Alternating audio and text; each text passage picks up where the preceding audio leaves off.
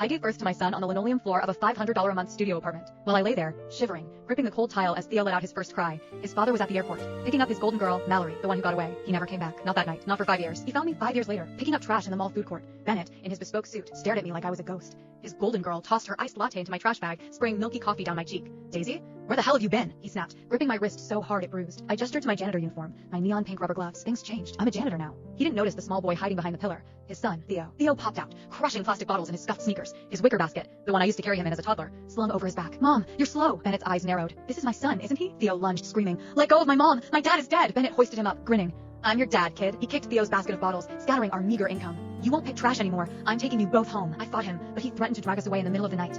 I remembered college, how he saved me from my foster father, how he bought me dinners where napkins cost more than my shoes, how he called me a cheap imitation of Mallory. He left me the day she came back, and I was too scared to tell him I was pregnant. I survived on dishwashing gigs, missed graduation, gave birth alone. Now, he wanted to fix things, out of guilt, not love. We moved into his penthouse. Theo cried for our old apartment, the one with the hissing radiator and peeling wallpaper. I snapped at him. This is better. You have a future here. But he saw through me.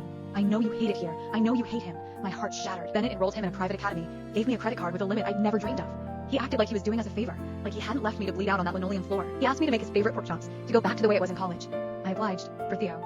I let him think I was still that desperate, lovesick girl. But I wasn't. I was teaching myself online, working toward a teaching certification.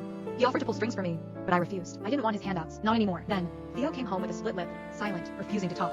Bennett lost his mind. Who did this? He took Theo to his study, and when they came out, something shifted. Theo realized his dad was a shield, a weapon he'd never had. He started calling Bennett dad, playing the perfect son. He'd never complained about not having a father before, but I'd seen him drawing superheroes that looked just like Bennett, crying silently when he thought I wasn't looking. I hated Bennett, but I couldn't take the safety from Theo, so I played along. I let Bennett think he'd won. Mallory didn't like being second best. She called Bennett's mother Victoria, a woman made of ice and old money. Victoria showed up unannounced, her perfume sharp enough to sting. She slid a check across the counter, a life-changing amount. Leave the city. Leave Theo behind. He shouldn't be raised with your sensibilities. She looked at Theo like he was a trophy, not a child. When I handed the check back, she scrubbed her hand with a wet wipe, like touching me was a sin. You're a cockroach that learned to speak, she sneered.